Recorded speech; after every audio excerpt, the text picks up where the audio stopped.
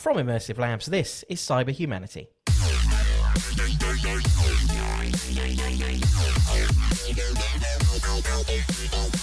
Hello again, I'm your host Chris Pace. Cyber Humanity is the podcast taking cybersecurity personally, trying to get inside the heads of hackers, as well as putting our feet in the shoes of defenders. These podcasts essentially come in two flavours, either us ranting about themes close to the hearts of security types, or us chatting about threat and security stuff from recent weeks. There has been plenty of that, so this is one of those. And as usual, I'm joined by Max Vetter, Paul Bentham, and Kev Breen. We made some friends on the podcast, did you know? Have you seen this? Yes, our Polish friend. Our Polish friend, yeah. So we did the Huawei episode, and apparently for British people, we pronounce Huawei correctly, or at least it was a kind of backhanded compliment, I think. Anyway, our coverage has got plaudits from people at Huawei. Who'd have thought? But I did say, when you shared that, I felt like we stuck to the facts. I don't think that we cast too many aspersions. I think that we were pretty straight down the line, weren't we? I mean, we sort of drifted into a little bit political. Yeah. I'm not sure how much you cut out. So on that note, let's talk about TikTok. Oh no, Chris! You said we can't do politics. Well, no, we're not. I'm just telling you. I'm going to share with the group that, as we know, Donald Trump has been banding around the banning of TikTok, and White House officials are now already discussing taking action against the social media platform over. I'm using air quotes now as well. National security concerns. Oh. I can't do it. It's not And fair. Microsoft, US company, have released a statement saying it had spoken directly with the president and planned to continue discussions about buying TikTok from its parent Chinese company. Why would Microsoft buy TikTok? What a ridiculous acquisition! I bet they'll get it cheap now, though. Oh, they own they got Minecraft, don't they? Microsoft. Oh, do they? They're buying kids. They're buying kids. They're buying the future is what they're buying. They're buying the minds of the future. It's not a bad acquisition. Next, they'll be buying the OG forum. The best thing for me was when Trump turned around and said, but the US government wants a substantial part of that sale to go into the treasury because they deserve it. Yeah, that's how that works. What? I'm sorry, what? I think the American government, maybe they should buy it. Like nationalise TikTok. Yeah, no, he turned around and said that as part of any deal, the US government should get a substantial amount of that sale. I'm not sure why, and that would be a very dangerous precedent to set. I mean, I just in case anybody's not listened to the other episodes where we've sort of got a little bit political on this, there is a little bit of like Western, like rah rah rah, the Chinese can't be trusted kind of rhetoric around a lot of this InfoSec stories. And TikTok, the story with TikTok is that the app itself, when installed on your phone, had slightly more. It was less. It was capturing more data from the rest of your phone than probably it should have, which in and of itself is like lots of apps have been doing that often. In fact, I got a notification on Twitter this week that Twitter could have accidentally let some of its data be compromised. But what's really kind of interesting about this is that, you know, the American administration, Donald Trump is talking about banning TikTok for its lax security posture, which, as we've ranted about before, there are significantly worse offenders in IT than TikTok. Exhibit A, WebEx. Please ban WebEx, Donald! My understanding is, if you were going to suggest that there were national security concerns with a piece of software, an application, something that's widely used, you would think that they would be able to point specifically at the things that cause them concern about that particular platform. But the reality is, it just seems to be that that platform is a social media platform like any other, where the user is the product. And so if that is the case, what difference does it make whether that is a product in the US or a product in Russia or a product in China? What difference does it make? It's going to allow him to build a wall. Well, they've already got a wall in China. They've had one for thousands of years. No, Trump's going to need to sorry. build the great US firewall. Oh my That's the only goodness way you're going to me. be. There's no way you Well, can. that's ban good this because his without- Mexican wall was essentially just a fence. So if it's going to be an actual firewall, that would be good, I think. I can't see any other way that's not like just saying don't install TikTok that you can actually do it. Well, he could get Apple. He could, I don't know, force Apple, I suppose. Can you imagine? to ban it from the App Store? Can you imagine what that would look like? I mean, to give a bit of balance, like obviously with Chinese apps, there is issues with privacy, espionage, foreign manipulation, propaganda, human rights, all that stuff. You know, that is an issue. Hey I'd on, like to Max. think- I'm not It's a going to video let you get sharing away in a platform. minute. Wait, I'm not going to let wait. you get away with like randomly saying human rights abuses for TikTok. I mean, having to watch the videos on there—that's a human rights abuse. If I have to watch one more video of a thing in a crusher, I think I will lose my mind. I think, but I, just want to state for the record, and I'm sure we're all on the same point. We're not the that- BBC here, Max. We're allowed our own opinions It's here, mate. TikTok. Yes, It's TikTok. but the It's problem videos is, of people dancing. The problem is all the data go to China, right? We know what China All does. that with data, what data? All that video. What, that people in America use TikTok. Yes, we already know that. You're sharing it publicly. That's the whole point. It's a social media platform. Yes, but I mean, Nothing. no. We've learned how powerful Facebook is, right? Facebook arguably has changed the course of history. It's only changed the course of history because, boy, I stopped myself saying it, certain political organizations were ready to use it to influence elections and politics. And That's that's the the only real- reason. that's and the real those, story. And those company and those organizations were unsurprisingly Western. They were in the United Kingdom, in the United States of America. My point is the data in social media is very important and can be used in pretty dodgy ways. And that's all my point. I agree with you guys. It's not about security, but we should state that China, I think, compared to America, does not, deal with its citizens' data in a way we would kind of want to emulate. But we know from what happened with Facebook and Cambridge Analytica that neither do the United States. Well, yes, all right, I agree. That is not just an opinion. Those are the facts. And isn't that the story here, though? The reason why the Trump administration not that happy with TikTok is because that lady went on a TikTok video, faked a load of people like going to one of his rallies, and then nobody could turn up, and then like he had no supporters, and then he got grumpy about it and banned TikTok. Isn't actually the reality of it is just that Donald's more of a Twitter kind of guy, and so the ubiquitous platform is the one that he wants to be rid of, and if the ubiquitous platform happens to be in China, that's a great excuse for him to get rid of it.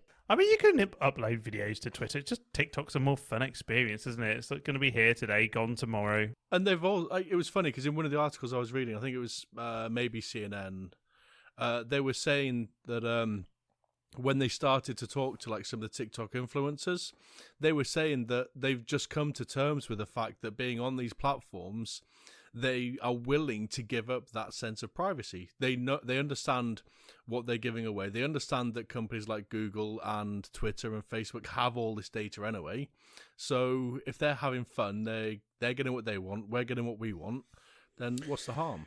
Yeah, interesting. There are some studies on this because everyone, from I would say our age, for a long time said, "Oh well, the young people they don't care about privacy, And you actually look at the studies, and what it shows is young people understand it better than we do, and they understand and they silo their own privacy. So they're like, on TikTok or TikTok or Tick. Is that So the new shows one my you're age. gonna? Yeah. That's the new one you're gonna That's my set up when the startup. other one gets banned. Yeah, it's based in America, so it's fine.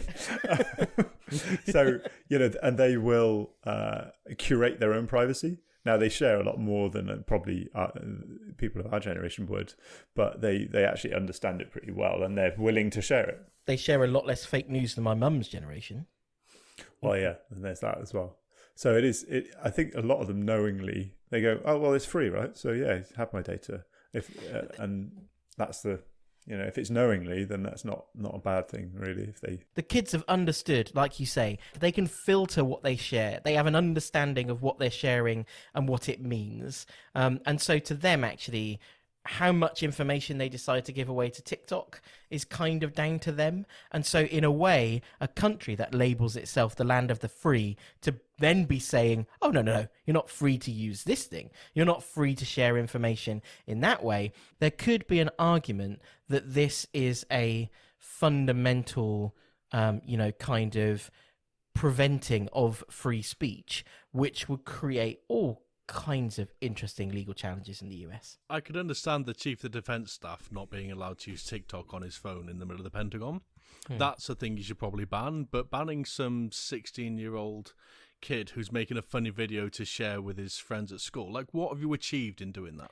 The other thing I guess that we should consider is that what are the chances of once, let's say TikTok does get banned, all of the things that crop up to attempt to give people access to TikTok will create a situation where malicious software or VPNs that whatever, all those things that can end up being created, to me it just opens a window of risk. Jailbreaking for iPhones and sideloading for Android. You'll get your apps back in, just download them from the UK App Store. Jailbreaking, that happened with Pokemon Go, wasn't it? Everyone jailbroke them because they really wanted to get access to it, and that's a great way of getting lots of malware. I can neither confirm nor deny that I was playing Pokemon Go before it was officially released in the UK. I was playing Pokemon Go before it was called Pokemon Go, when it was the Triangles game. We had to get what was it called? Yeah, it was like a geolocated phone app, and basically they built it off the same tech. Yeah, it's the same tech. So you go to this is incredible, actually. You go to the same, it's like Pokemon Go, but you go in groups and you go to a memorial or monument of some description, and then you fight there and you throw your weapons and you share weapons with each other. You're meeting up with random strangers in the middle of nowhere. Anybody else do this? No, just you. None of it's as good as geocaching. Fact. Sorry for piping in about that little story about my life. So our weekly feature that was Random Ransom of the Week it has just become the kind of ransomware roundup. But anyway, we talked about Garmin last week. It was the big story of last week. It was bad. It was pretty crippling. Lots of fuss about it. But they came back online, and there was a bit of conjecture about what happened. Did they pay? Who knows? Of course they and paid. now it seems that they might have. It seems they might be being pretty transparent about the fact. I'm pretty Paul's pretty happy about I'm this. pretty smug about it. Well done, and Garmin. Yes, but then of course the other thing is back with the real data about it. It's got the proof.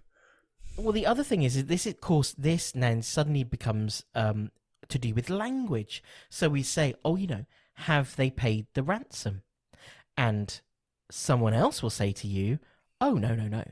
They haven't paid the ransom. And now Kev is going to explain to us why they can say that they haven't paid the ransom, which, as we all know, would be completely illegal in the United States. So how have they paid but not paid? If we roll back a bit, so some of this is still a little unknown, but there's enough information out there we can kind of tie some of this together. You mean that we can rampantly speculate, Kev? We can rampantly speculate. So when the Garmin incident first kicked off, they discovered the exact copy of WastedLocker, so WastedLocker is targeted to environments. The extension contains your company name. The ransomware message has your name in it, so it says Garmin. Your networks have been, and all the extensions are WastedLocker Garmin, and it's a valid. And why do they do that? Do they do that because they think it makes it have more impact if it's unique to them, or what's the reason? What's the rationale? It's the way the crypto works. So ransomware's got very clever in how it uses its crypto to make sure that they're not recoverable, and that's an important thing, a very important distinction on why we think they've paid. This crypto is pretty much as good as it gets. They're using fast crypto to do the file encryption, and then they're using public-private key technology to secure that content. And the decryption key is never on the environment. So nothing about dumping memory, nothing about grabbing packets. It's never in the environment. Would you go as far to say, I'm going to push a Chris Pace button here, would you go as far to say, Kev, that it was military grade? Oh, RSA, military grade encryption. But the important thing is... Was it next gen, Kev? Was it next gen ransomware? But it is valid crypto, and we're talking decades of trying to brute force this. It's all done very properly. And the reason they do the unique names is so that if one person were to pay, they couldn't share that key with somebody else. Got you. Malware Okay. is generated specifically per organization. Now I'm with you. And for so the they can kudos. keep track. And the kudos. So it's all done in parts they can keep track and to make sure everything's unique.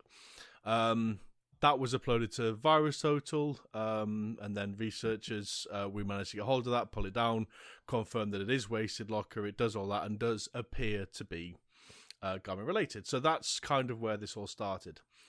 Then we saw them all come back online, and I don't know why Garmin love uploading their stuff to VirusTotal, but we saw a pack. It's probably get that uploaded one to guy VirusTotal. there that keeps talking to the media. He just keeps uploading stuff to VirusTotal.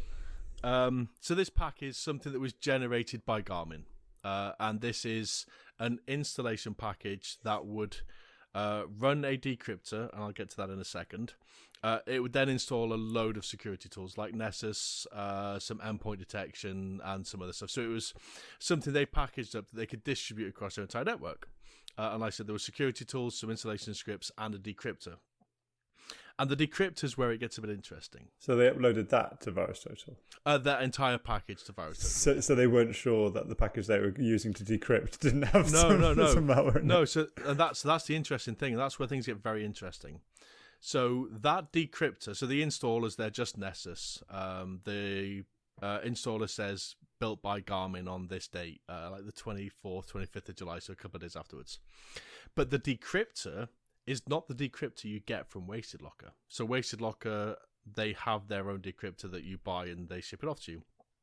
That's not what it was, and I could forgive that if, this ransomware company sent you a decryptor. I'd be wanting to check that and make sure it's not just going to, hoot me again. This decryptor is a standalone file which is created by a company called Immersive. And Immersive, they're very vocal, and they say what they do is they act as an instant response. So if you've got the decryptor from paying the ransom, they say that they will extract the keys from that decryptor and build you a better version of it, one that's a lot more stable, runs quicker, and if anything goes wrong, then they can recover from that. And that's what was part of this package. And the decryption key was included as part of that upload. So we've got the decryptor built by Immersive, a valid decryption key. And the way we checked this is we went back and took that very first sample that got uploaded, the one that says it was Garmin, infected a device, then ran this decryptor, and it successfully decrypted it. Now, yes, it is possible that this is nothing to do with it, and it's all very, very coincidental. But that's a lot. That's a lot of evidence to say that they paid the key. The only way you can decrypt that data is if you've got the key.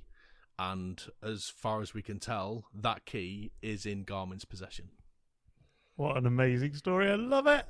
The intrigue is amazing. Mind blown. There's another company involved. So Immersive, they are very vocal that they do not do any negotiation. They are just an instant response. They've got tools off poor versions of ransomware, and they'll build this for you if you've done the liaising. So they're basically a way of that you use them as a way to recover once you have the key. Yes. Yeah. There's another company, and originally the community thought this was a company called Coveware, who are well known for doing this kind of renegotiate on your behalf. And that's because this decryptor package has some reference to Coveware. When you start to dig into the decryption package, it looks like Immersive and Coveware built this in collaboration, and they use this for every client, and they just switch out the decryption key, rather than this was something that was generated specifically for Garmin. And I think Sky News are reporting sources saying that it was Arret IR that actually did the middleware piece. So we're still not entirely sure on who. All we know is that it's incredibly likely that a third party was used to do the negotiation, and then it looks like Immersive or maybe even Arret in partnership with Immersive were brought in with this custom decryption package. So there's a lot to tie together there. And Kev, knowing public-private encryption, right? The whole point, people sometimes don't understand that, just crack it, right? You're the good enough hackers, you just get in.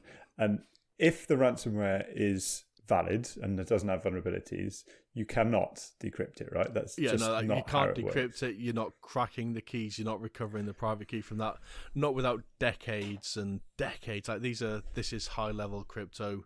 This is the same stuff that we use to secure banking and all of that kind of stuff. It's all like, it is DoD approved, so we can get away with saying it's military grade. Oh, shut up.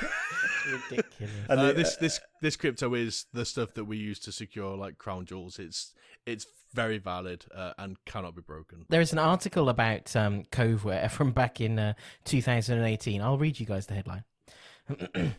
Meet the firm that pays Bitcoin ransoms on behalf of its customers. Really? Does it say that? That's what they do. That's their entire business model. Wow. Yeah, and the website's pretty good. It's got some really good icons, and under the icon 1 is explore free remediation options. Icon 2 is threat actor negotiations. Item 3, ransom settlement. Wow. Item 4, restore data and end downtime. So I wonder what cut they take of the 10 million. Well, there's the question, isn't it? Obviously, the big thing about paying the ransom in this instance is the US sanctions. And Coveware actually came out earlier in the year when those sanctions came out and said that they will no longer be operating on behalf of WastedLocker. So Coveware came out and said they're not going to be doing any of that. And I think that's why Sky is suggesting that it's this third company. You know what changed their mind? It's 10% of 10 million. That's what changed their mind. Hang on. Whoa. By saying they're going to cut the 10, you're saying that they're in collaboration in cohorts, Max? Are you saying they're in cohorts with... Are you saying, Max, that Coveware are actually May's ransomware group? WastedLocker. WastedLocker. Got confused. Yeah, Evil Corp. No. Evil Corp. Are you saying that Coveware's Evil Corp, Max Rveta.wordpress.com? No, of course not. That is a great bit of investigative work worthy of Brian Krebs, and you only outed 3 companies. So that's pretty good. Actually, I want to say something about Immersive because Immersive look like they're a really good player. They're a Kiwi company, so New Zealand, love New Zealand, and they are part of the No More Ransom project in collaboration with Europol, and they distribute loads of free ransomware decryption tools for like all the old ransomware tools. They separate themselves and they draw very, very specific attention to the fact that that's what they do. Their IR, their ransomware recovery, they have nothing to do with any of the negotiations. They might have some kickbacks with like saying, go see Coveware or like that, but they don't do any of that themselves. They focus on just we will help you recover. And that is a very noble pursuit. And you can download this on their website. On this website they support, which is nomoreransom.org. Yeah, it's great. You can, if you any doubt what it is, you can upload copies of the encrypted files or the ransom messages, and it will scan those, analyze those, and tell you what it is, if there's a free decryptor, and then what services are available if not. So, still in the world of ransomware, Maze are at it again, and Canon is their latest victim. 10 terabytes of data, and it's weird because usually Maze post up that they've that they're ransoming someone, and so the data is out there. But actually, Maze haven't said anything about it. So, what Maze usually do is, I think it's 10 days now because they're suffering from the economic crisis is COVID, but they wait. So they give you a grace period where they start the negotiations. If you fail to respond, that's the point where they then start to out you slowly but surely. So they give, like, part of their sales patter is sales patter. Part of it is to say, like, we're not going to tell anybody. You can keep this private and sensitive. If you don't pay us, then we're going to start to announce that we have, and then we go from there. You know what? The thing is, back in the day when there weren't sort of, and actually with Canon, it's interesting because it's their cloud services that have. It always feels to me like it's the online services that suddenly aren't available. That is the giveaway that someone's been ransomed. So with Travelex, obviously, it was their website. With Garmin, it was the online portals connected to the smart devices. And with Canon, you would think, oh, what could it possibly be with Canon? Of course, it's the place where you upload your images to the cloud, which is now, suddenly not available and hadn't been available for a little while, came back up into service on August the 4th. And that's the thing that's ended up being the kind of the giveaway. But now Canon have come out and said it's ransom. Well, I think that was a false red herring. Canon was just having a really bad week. Oh, it just got really bad. Image.canon or whatever the website is called, was just down. They'd just broken it. And then they got ransomware. Yeah, separate. It's interesting because it's the same for Garmin as well. I don't think the ransomware took Garmin offline. I think Garmin took Garmin offline. Same for Travelex. The ransomware is specifically designed to target very specific files. They don't encrypt your OS. I'm not sure about that one because why? If that was the case with Travelex, why was the error that was on the website so awful? Why could they not find a way of putting... So the website was still online. What happened is the HTML files were encrypted. So the actual bit that displays the website, but the server itself was still completely functional. It was just the data. So modern ransomware, to allow you to recover, to buy into that, you can recover if you just buy it, they stay away from your OS. They stay away from sensitive files. They only encrypt the bits that are important. I have a question about this because I don't really understand it. What I imagine in a network is that I'm going to get. So I've got my normally a user's succumbed to some sort of phishing scam, clicked on the enable editing in the Word document, got the macros in, and boom, they've got the first foothold in my network, right? This thing, presumably, it's automated. Whatever it's doing, it's then going to start worming its way through my network. And no, Kev's shaking his head at me. But here's my question, right, Kev?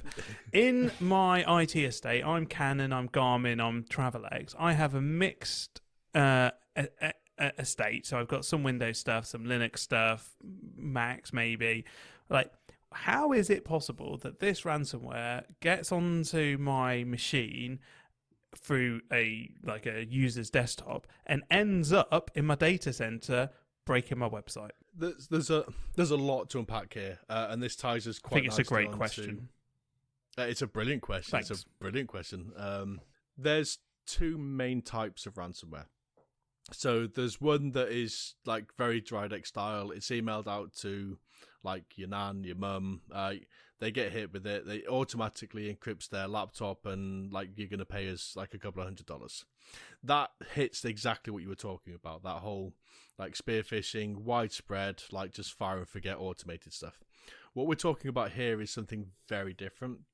These are extremely targeted attacks, and for most of these, they're probably not even going to be using spear phishing. They're going to be using things like the OpenSSL vulnerability.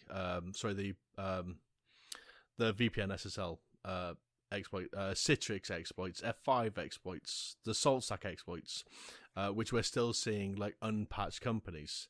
In the case of Travelex, it was the those Pulse VPN servers, wasn't it? Pulse VPN servers. Thank you. So what they actually do is they use that to get an initial foothold into your organization, and once they're in, they start to look around very stealthily, very quietly, using normal admin tools. Oh, so you're telling me it's not automated. It's not click a link, boom, my network blows we've talked about this before, haven't We've we? established the difference, I don't listen. the difference between the manual like that's how they download get all the into good the data, network, and you right? have to do stuff manually. But this leads us neatly on to something we were going to talk about. So we were going to talk anyway about a fantastic resource that Sophos have released this week, which was basically 5 things to look for that might indicate that you're about to be ransomwared. Is that a verb we just invented? I'm not sure that's if that's what they called it. But I thought this was absolutely fascinating because basically, obviously, they're looking at this stuff at scale, so they could begin to see where the footprints were. And it's insightful. It's interesting to say the least. Yeah, and that's where they draw this distinction. That's where we're starting to. They're talking specifically about these high-profile attacks where they're going in, and it's all very manual. The first stage, like that first trigger of like scanning the internet, finding that vulnerable service, and then doing its first exploit, that's going to have some automation to it, and then that's going to ping back to the attackers and go like, we're in. At that point, they go in. And that's the first part of the activity. So having something that's monitoring, whether it's an IDS, an IPS, or a SIEM, event logs, having something that's monitoring your network, looking for those kind of abnormal data packets, that's your first sign. And you've got time. If you can catch it there, we're getting into like cyber kill chain territory here. If you can catch it that early in the attack cycle, you can prevent the ransomware. Because it's not automated, it's not like automatically happening. The attackers launched this at the most opportune moment for them. So if you can catch this at that point, then you can start to protect yourselves. And I think the second one they talk about was look for AV going offline. So as an attacker, once I'm in, one of the first things I'm going to look is start to spread across your network, so lateral movement, so I can get off whatever like user I'm on and start to get into those data centers, start to get into the file shares, into the SQL databases or whatever you've got, wherever your data is, because I'm going to want it to try and force the ransom. So as part of that, I need to put tools on, and I'm going to use some legitimate tools, but I'm also going to use things like Mimikatz, and these next 2 stages tied together. Mimikatz, well known, detected by almost every AV in the world, but super powerful. If I've got in with admin privileges, I can turn off AV, I can turn off Windows Defender, and then run those tools as I like. So what's Mimikatz? What's Mimikatz looking to do once it's there? So we have to. So I guess this works in phases. Like we have to make the assumption that they've been successful at disabling antivirus in order for them to be able to run Mimikatz on a machine. And I'm assuming that they only need to be able to do that on one machine in one place successfully in order to be able to move to the next phase. Typically, you're going to run this twice. If you come in from user access, you're going to run this on the user's appliance. And what Mimikatz does is it's basically credential stealing. So this is all about privilege escalation, or switching to other accounts. So Mimikatz on a standard user desktop might give you admin credentials. Once you're an admin, you can pivot into further parts of the organization, and what you're looking for is access to the domain. Once you're on the domain, run Mimikatz on a domain controller, and then you've got the entire thing open to you. Yeah. At that point, you can dump tools, and you can go completely Windows or Linux native. You can just stay very stealthy from there, and you position. If I'm targeting Windows stuff, I'll drop some Windows malware. If I'm targeting Linux stuff, I'll drop Linux ransomware, and then either sequence them, time them for a Friday afternoon or a holiday somewhere, and then I'll come in and I'll detonate it. And this kind of leads on to their final 2 stages of this, the things to look out for. One is repeating patterns. So much like we go to work at regular intervals, hackers are the same. So look for those kind of activities. Admins coming on like every day. Admins are usually just coming in and doing ad hoc fixes. If you've got an admin logging into one server at 2:00 in the afternoon, like every day, that feels like it's probably not something that's accurate or something you want to look at. And then the possibility of a small scale test. So how do I know that my ransomware works on your estate if I've targeted it? I might select one desktop, one user account, and do something small there. hoping that it's just going to get brushed under the table as it's just a bit of ransomware that has slipped through. So I want to make sure that I'm understanding how this then ends up working. Basically what we're saying is they put a huge amount of energy into manually accessing the resources that they need to access. They then look across the network to try to find the credentials that they need. They then run a small-scale test that basically makes sure that the credentials that they've got is capable of, A, disabling the security software that's going to stop it working, and then actually triggering the ransomware itself. And then once they've done that, I'm assuming the next thing you're going to say is they trigger the attack. So they'll...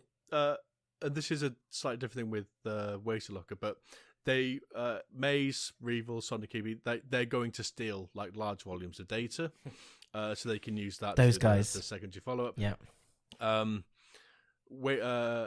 Evil Corp, they don't steal data. They haven't historically. We believe this is to keep them under a level of like law enforcement. Avoid visibility. GDPR fines. That's probably why. Or maybe it's just because they know they can be quicker and stealthier and rely on the encryption because it is such good encryption.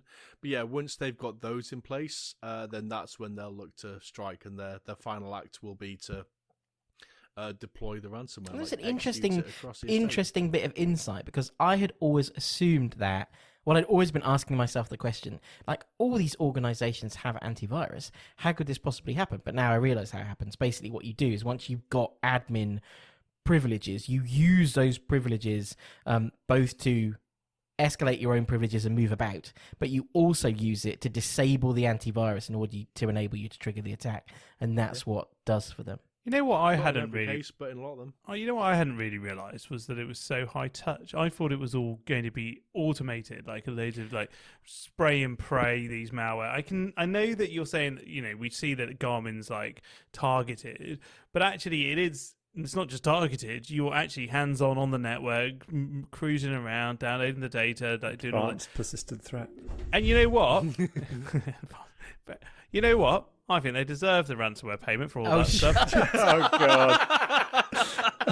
And that would seem a perfect way to bring this to a close. Paul, you're a terrible, terrible human being. Can't hack Twitter, but I can steal billions of dollars. If you've enjoyed this podcast, please do subscribe, rate, and comment wherever you get your audio content. And if you want to know more about Immersive Labs, you can find us at immersivelabs.com or follow us on Twitter at Immersive Labs UK. Until next time, from all of us, goodbye. Bye.